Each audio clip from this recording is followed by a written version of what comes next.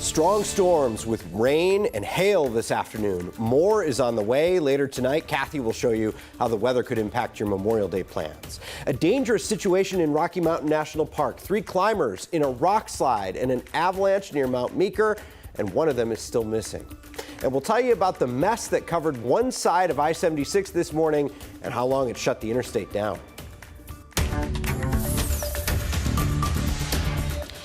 Check out the hail that came down into the foothills around Red Rocks, Morrison, and Lakewood this afternoon.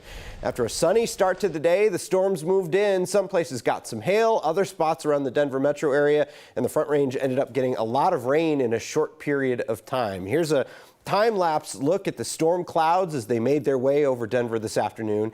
You can see how dark it got, and we had quite a bit of thunder before those clouds moved out. This evening, more rain is on the way. And a look at this incredible image from our Corey Reppenhagen. This is a slow motion look at a big lightning strike looking toward the foothills. It's a reminder to get inside when you hear thunder. The storms are far from over. For a check of the weather, here's Kathy. Hey, Steve, that's right. We say when thunder roars, head indoors. And you know what? We are not done tonight. We're seeing a little break in between the first and second line. Those storms tracking quickly to the northeast. We've had heavy rain, damaging wind, and small hail. Don't be fooled by the break in Fort Collins because there's more moisture coming in. The main core system is north of Colorado, but pulling in enough cold air. We had the snow level down to about 9,500 feet today. Temperatures currently have dropped into the mid-50s for Denver, still 80s and 90s to the south, but 30s currently in areas like Eagle, Aspen, Vale, Steamboat, and Crested Butte. The winds have been ramping up as well. We're going to have a cold front roll through tonight and a lot of moisture wrapping around a center of circulation over southern Idaho that's moving across northern sections of Utah like spokes on a wheel. We're going to see these bands of moisture come through with enough heating today. We're seeing the threat for severe weather. Minneapolis, Omaha, right back into northeastern Colorado.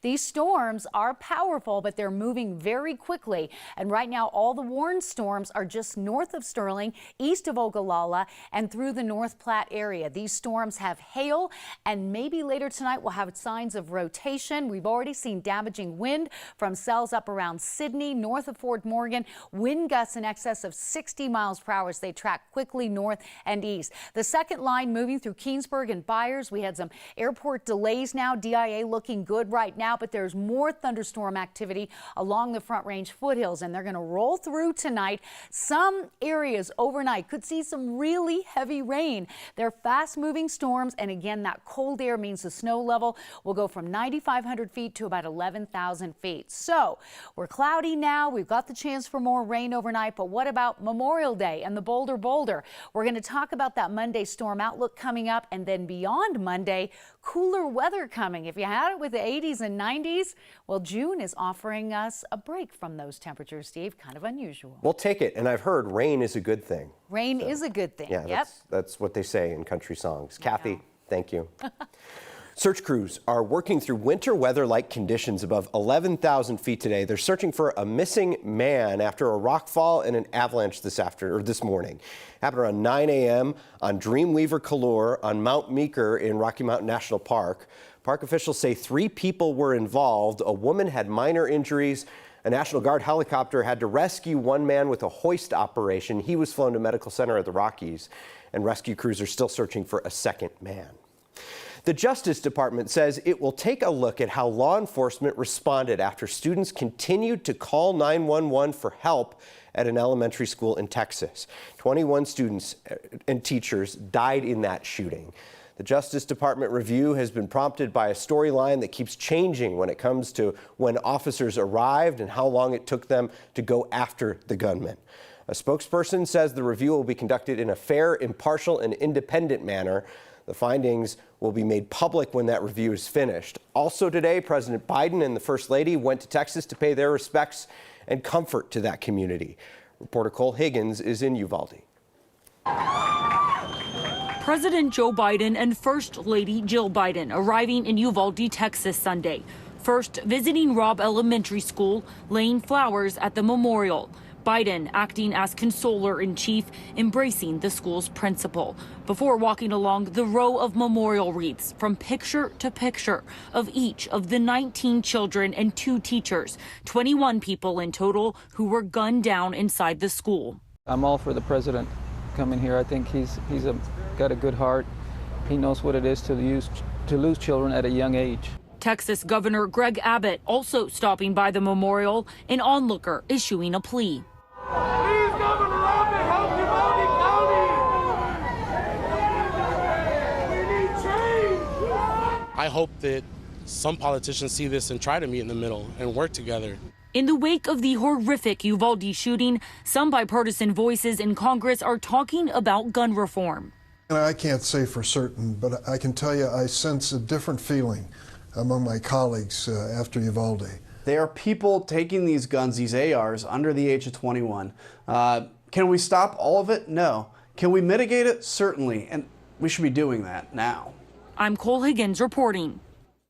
Meantime, police in Aurora are trying to find out more about a situation last night at a festival that was being held in the parking lot of the Aurora Town Center Mall. Around 10 p.m., people reported hearing gunfire. No victims were ever found, and this afternoon, Aurora police say they didn't find any shell casings in that area. They have off-duty officers at that event this evening. They also want to hear from anyone who has more information about what might have happened last night.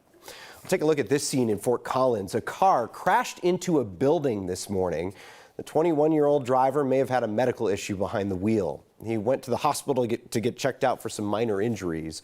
The car crashed into a building after hitting a fire hydrant. Fortunately, no one was in that building when the car crashed into it.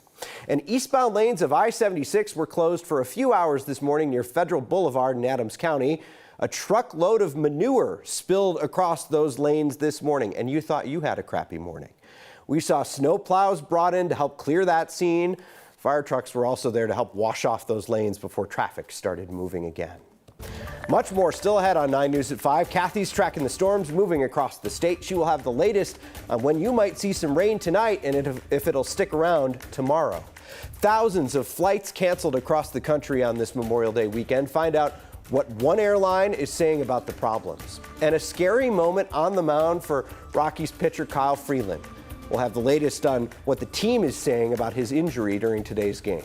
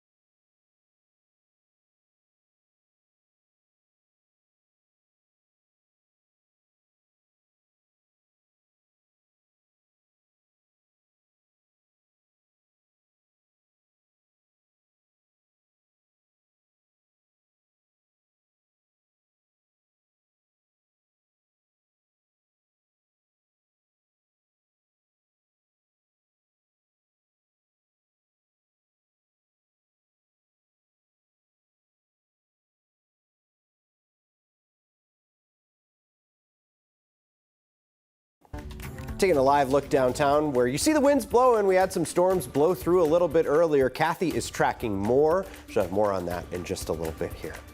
In addition to rising vacation costs, travelers are now dealing with a pileup of flight cancellations, with more than 900 flights canceled today.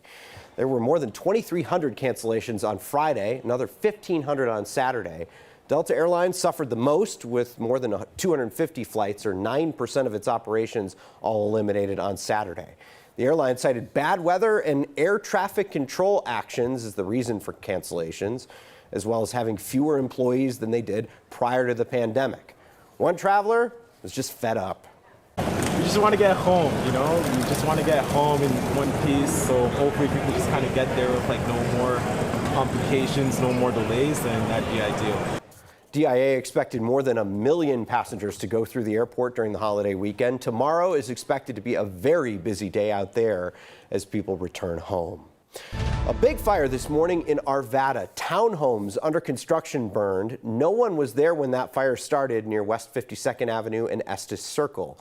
West Metro Fire got the scene under control. Investigators, along with the Arvada Police Department, have been out there today trying to figure out how that fire started. Firefighters in Aurora were also called out to a fire at a home on South Salida Street this morning. No one was hurt at that location. Crews were out there for a while today, keeping an eye on some hot spots. The cause of that fire also under investigation. A bit of good news on that fire in Conejos County in southern Colorado. There was very little growth overnight on the Menkhaven fire in the Rio Grande National Forest. 5 large and 2 single-engine air tankers worked on that fire. It's burned about 200 acres. There are some evacuation and pre-evacuation orders all near the scene of that fire.